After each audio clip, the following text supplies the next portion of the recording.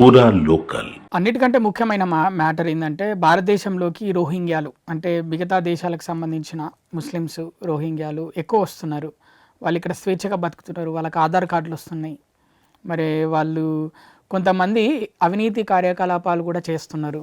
మరి వాళ్ళ గురించి మీరు ఏం చెప్పాలనుకుంటున్నారు? ఇక్కడికి వచ్చి కొంతమంది బయట దేశం నుంచి వచ్చిన ముస్లిం ఆడపిల్లలతో వ్యభిచారం కూడా చేపిస్తున్నారు భారతదేశంలో. ఇలాంటి కార్యకలాపాలు జరుగుతున్నాయి. వాటి గురించి ఏం చెప్పాలనుకుంటున్నారు? దానివల్ల మిగతా ముస్లిం సమాజానికి చెడ్డ పేరు వస్తుంది కదా? ఖచ్చితంగా వస్తుంది. రోహింగ్యా నుంచి ఎవరైతే ముస్లింలు మన భారతదేశంలో వచ్చారో, మన భారతదేశంలో వాళ్ళకు ఆధార్ కార్డు కూడా దొరికింది. దీనికోసము ముందుగా ఆ ముస్లిం సోదర సోదరీమణులు ముందుగా ప్రధానమంత్రి శ్రీ నరేంద్ర మోదీ గారిని ధన్యవాదాలు తెలియజేసుకోవాలి. ఎందుకంటే ముస్లింలకు విరుద్ధం బీజేపీ పార్టీ అని ఏ నాయకులైతే చెప్పారో వారికి ఈ యొక్క ధన్యవాదాలు చెంపదెబ్బ అవుతుంది.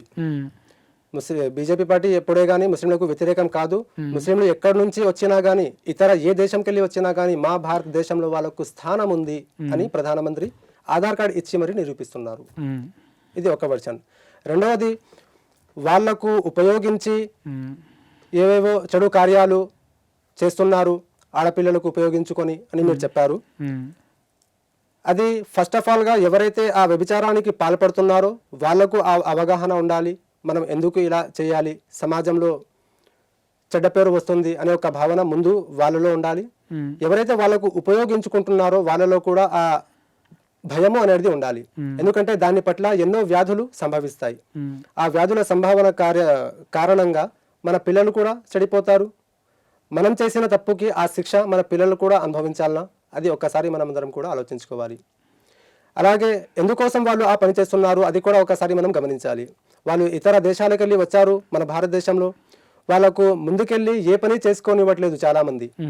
మీరు ఈ దేశస్తులు కారు కదా, మీరు రోహింగ్యాకి వెళ్ళి వచ్చారు, ఇక్కడ మీకు ఉండనిస్తున్నాము, అదే చాలు, మీరు ఇక్కడ ఎలాంటి ప్రాపర్టీ కొనుక్కోలేరు, మీరు ఇక్కడ ఏ పని చేయలేరు, మీకు ఏ పని ఇవ్వము అని చెప్తే వాళ్ళు ఏ దిక్కు తోచక పిల్లలను అమ్ముకుంటున్నారు. అలాంటి దౌర్భాగ్య స్థితిలో వాళ్ళు జీవితం గడుపుతున్నారు.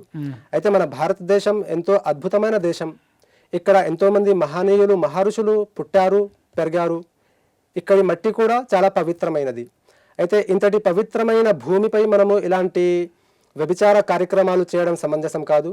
ప్రభుత్వం దానిపై తక్షణమే చర్యలు తీసుకొని ఎవరైతే అలాంటి వ్యభిచారానికి పాల్పడుతున్నారో వాళ్లకు కఠినంగా శిక్షించాలని నేను మనస్ఫూర్తిగా కోరుకుంటున్నాను.